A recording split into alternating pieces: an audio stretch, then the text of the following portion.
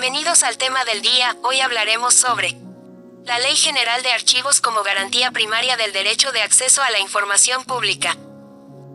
Los derechos humanos pueden considerarse como exigencias éticas justificadas en relación con acciones u omisiones del Estado. Por ello, deben ser reconocidos y garantizados por el aparato jurídico. Asimismo, son entendidos como derechos subjetivos porque generan expectativas jurídicas positivas o negativas, es decir, de prestación o no lesión, oponibles a poderes estatales o fácticos. Serrano y Vázquez, 2013 en 17-34. De esta manera, los derechos humanos se concretan en las garantías, entendidas como mecanismos de protección, defensa, aseguramiento para su exigibilidad o mecanismos de su realización.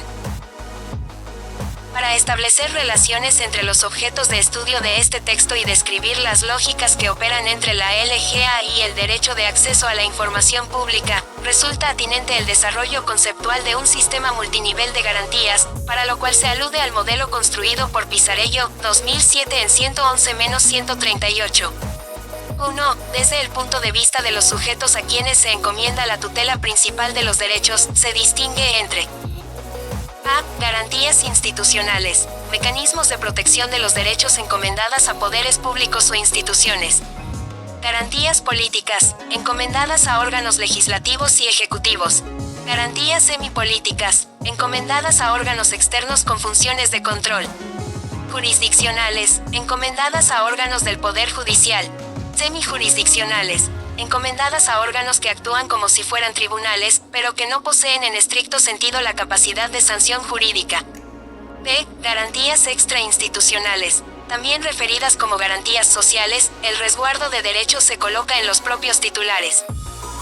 2. Desde el alcance de los mecanismos de tutela se puede establecer que existen A. Garantías primarias, las que establecen o delimitan el contenido de los derechos, al tiempo que imponen una serie de obligaciones dirigidas a otros poderes o a sujetos particulares. Regularmente implican un control político. B. Garantías secundarias, técnicas de tutela consistentes en la previsión de controles y de vías de reparación en caso de ausencia o de insuficiencia de garantías primarias.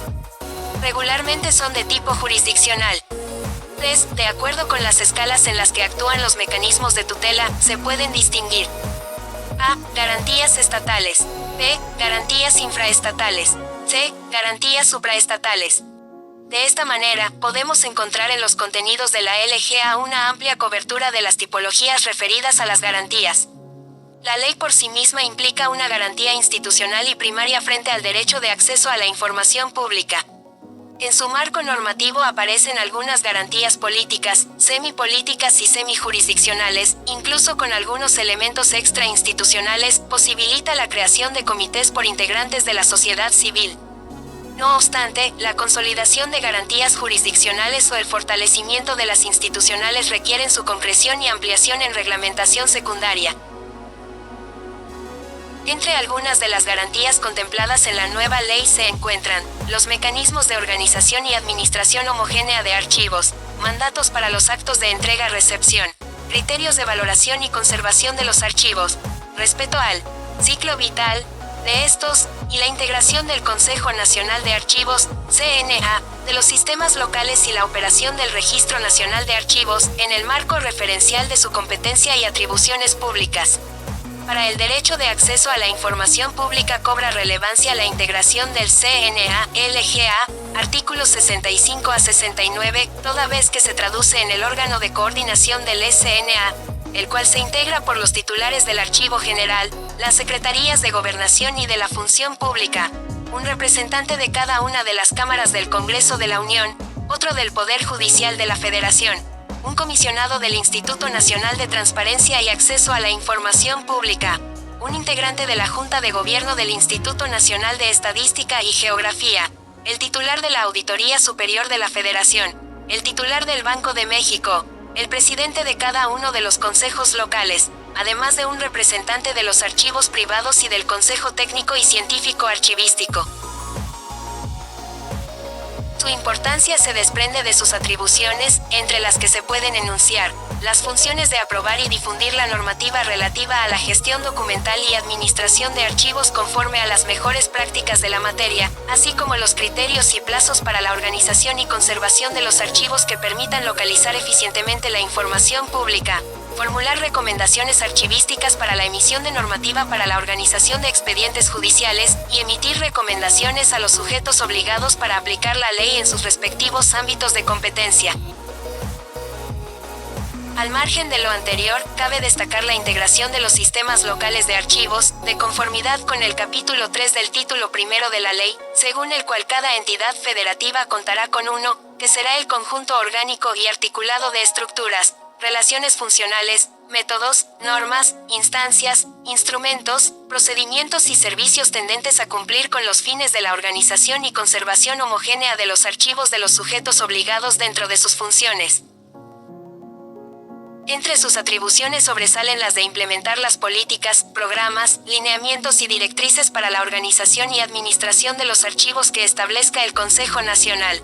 Aprobar criterios para homologar la organización y conservación de los archivos locales, así como aprobar las campañas de difusión sobre la importancia de los archivos como fuente de información esencial y como parte de la memoria colectiva, entre otras.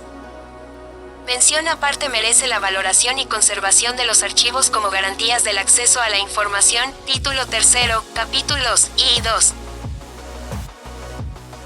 En efecto, en el primer rubro, valoración, la ley establece que en cada sujeto obligado deberá existir un grupo interdisciplinario conformado por profesionales de la misma institución, el cual coadyuvará en el análisis de los procesos y procedimientos institucionales que den origen a la documentación que integran los expedientes de cada serie documental, con el fin de colaborar con las áreas o unidades administrativas productoras de la documentación en el establecimiento de los valores documentales, vigencias, plazos de conservación y disposición documental durante el proceso de elaboración de las fichas técnicas de valoración de la serie documental y que, en conjunto, conforman el catálogo de disposición documental.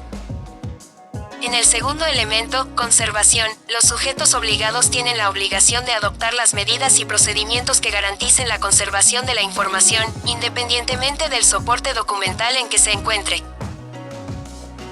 Para ello habrá que observar el establecimiento de un programa de seguridad de la información que garantice la continuidad de la operación, minimice los riesgos y maximice la eficiencia de los servicios, y que garantice la implementación de controles que abarquen la estructura organizacional, clasificación y control de activos, recursos humanos, seguridad física y ambiental, comunicaciones y administración de operaciones, control de acceso, desarrollo y mantenimiento de sistemas, continuidad de las actividades de la organización, gestión de riesgos, requerimientos legales y auditoría. No obstante, persiste el riesgo latente de que los avances descritos en la ley sean predominantemente discursivos, toda vez que la consolidación de garantías jurisdiccionales, así como el fortalecimiento institucional para su realidad operativa, requieren un diseño integral y soporte suficiente en la reglamentación subsidiaria. Conclusiones. En la actualidad, subsiste un consenso que valora como necesaria la gestión de evidencia en el ejercicio de las atribuciones y funciones gubernamentales, así como las vías en las que la sociedad acceda a tales referencias para calificar el actuar público. De ello deriva la importancia de los archivos como elementos indiscutiblemente necesarios para intermediar la construcción de diálogos democráticos que posibiliten la rendición de cuentas, erradiquen la opacidad institucional y faciliten la construcción de la ciudadanía. De las reflexiones hasta aquí propuestas se interpreta que la LGA supone una garantía para el tratamiento archivístico más allá de un mero instructivo de operatividad administrativa, y lo coloca como un elemento transversal de la gestión pública para la diligente función administrativa, que a su vez sirva para garantizar otros derechos. Concretamente, respecto al derecho de acceso a la información pública, la LGA fortalece de manera preventiva la disponibilidad y accesibilidad, incluso la posibilidad de materializar de manera expedita los contenidos concretos de tal derecho. Es decir, al ordenar un tratamiento homogéneo, interoperativo, ordenado, integral y abierto de archivos, a la par de colocar en supuestos de responsabilidad administrativa y excepcionalmente penal a los sujetos obligados, aumenta las condiciones de posibilidad para que el derecho de acceso a la información pública sea garantizado. Esto ha sido todo, gracias por escuchar el tema del día. Síguenos en nuestras redes sociales.